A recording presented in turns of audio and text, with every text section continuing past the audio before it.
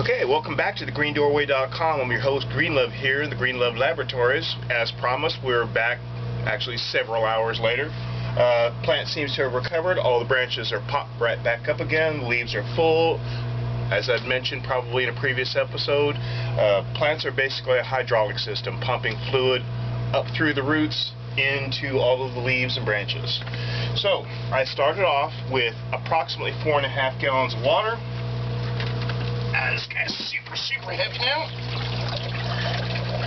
I'm not going to wait for all the water to drain out. But after having sat in this bucket, it is absorbed, I'm going to guess, approximately 2.5 gallons of water, because that's what I have at the bottom of the bucket now that I've emptied this container. So, complete recovery. It's not damaging to the plant to let them dry out. As a matter of fact, I occasionally do that. It forces the roots to grow deeper, more full, in search of water. So full and complete recovery.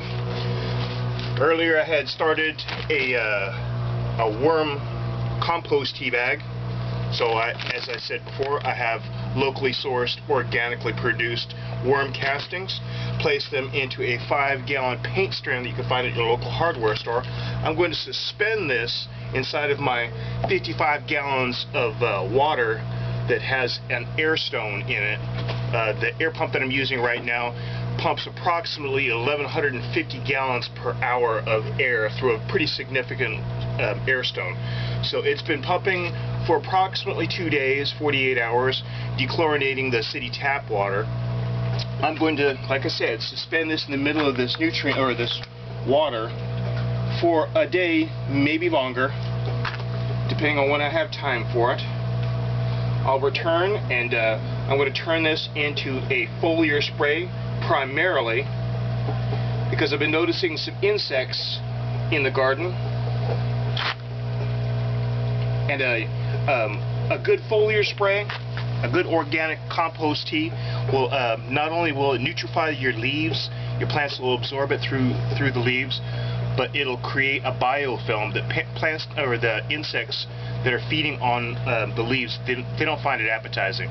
So we'll return to this. Oh, in addition to the paint strainer bag full of worm casting, I'm going to include several tablespoons of blackstrap molasses. I understand that some of you don't like to use blackstrap molasses because it's such a complex sugar strain, or complex sugar molecular strain, hard for organisms to break down. But in the past I've had great success. The sugars are necessary for the bacteria and things like that that are going to start forming inside of this tea.